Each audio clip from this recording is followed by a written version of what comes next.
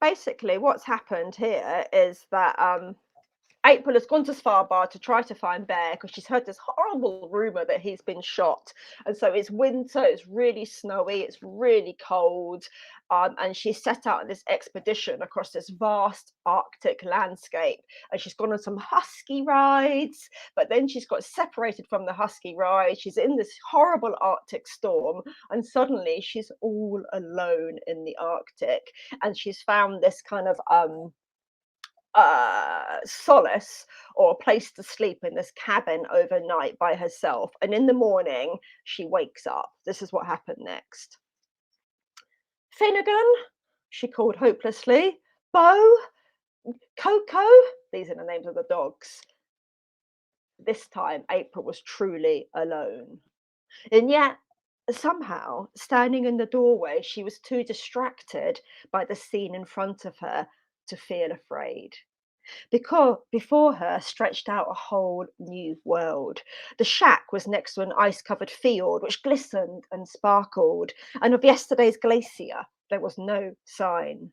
Before her stood a snow-coloured mountain, and in front, mile upon endless miles stretched out, disappearing into nothingness. It was so empty, so bare, but also so pure that it made April feel like she'd stepped inside a photograph. But it was the skies that made the breath catch in her throat. Emerald greens and blues swept across the sky like the most astonishing fireworks. You can see a photo there. And fingers of colours reached down from the heavens, touched the earth, and then pirouetted away, twirling this way and that like dancing figurines in the sky.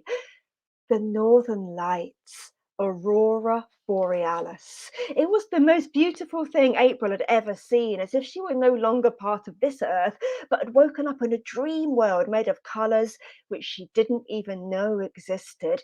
And the noise. She didn't think the lights could make music, yet it seemed fitting that such a sky could sing.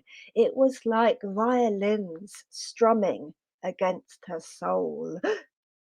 April shuddered with the truth. It wasn't the sky. The sky couldn't speak.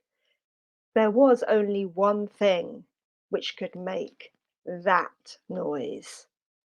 And in the distance, loping out of the horizon, he finally appeared. Bear!